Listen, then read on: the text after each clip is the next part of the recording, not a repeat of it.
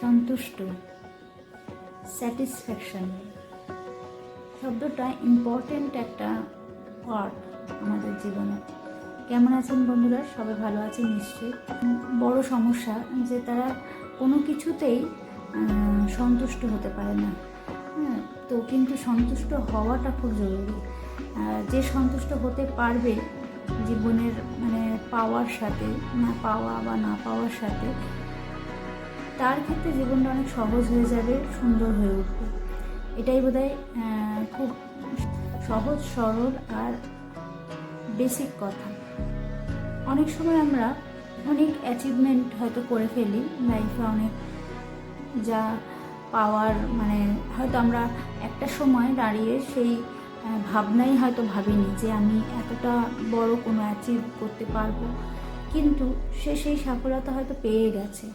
ভাবনার বাইরে গিয়ে সেই সফলতা সে হয়তো পেয়ে গেছে, কিন্তু সেই সফলতা পাওয়ার পর হয়তো তার মধ্যে আবার একটা কোনো এমন চাহিদা তৈরি হয়ে যায় যেটা হয়তো তখন সে তার পেছনে ছুটতে শুরু করে। এটা খুব ন্যাচারাল একটা জিনিস যে চাহিদা কোনোদিন শেষ হয় না। একটা চাহিদা শেষ হয় তো আর একটা চাহিদা আমাদের মনে ঘর করতে শুরু করে, সেটার পেছনে আমরা ছুটি। এটাই লাইফ হয়তো, কিন্তু তার মানে এও না যে যেটা পেলাম তার সম্মানটাই নষ্ট হয়ে যাবে, সেই পাওয়াটাই সেখানে ম্লান হয়ে যাবে বা সেই পাওয়াটার গুরুত্ব হারিয়ে ফেলবে। এটা বোধহয় ঠিক না।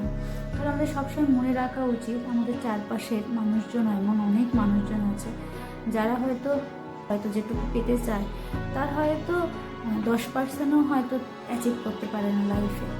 তো সে জায়গায় আমি যদি এটা 100% কি 100-এরও বেশি পার্সেন্ট যদি আমি অ্যাচিভ করে ফেলি, তাহলে সেখানে কিন্তু আমাদের উপরওয়ালার কাছে থ্যাঙ্কফুল হওয়া দরকার যে আমি এতটা পেয়েছি।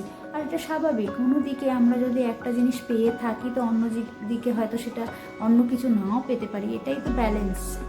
এই ব্যালেন্সটা বোঝা খুব দরকার, কারণ অনেক সময় আমরা সব পাওয়ার একটা আমাদের মধ্যে খিদে তৈরি হয় যে এটাও আমাকে পেতে হবে, ওটাও আমাকে পেতে হবে, ওটাও আমাকে পেতে হবে, আমার এটা কেন হলো না, আমার ওটা কেন হলো না, আমার ওর এটাও আছে ওটাও আছে। না, এরকম না। কার কোনটা আছে আর কোনটা নেই একমাত্র সেই জানে, সেই ব্যক্তিই জানে যে তার কী আছে আর না আছে। কারণ সবাই আমরা যা দেখি, সামনে থেকে আমরা যেটুকু দেখতে পাচ্ছি সবটাই কিন্তু তা নয়। তার বাইরে ভেতরেও অনেক গল্প থাকে, না বলা গল্প থাকে, যেগুলো আমরা হয়তো জানতেও পারি না। তো দেখে নিজেদের কম্পেয়ার করা উচিত না।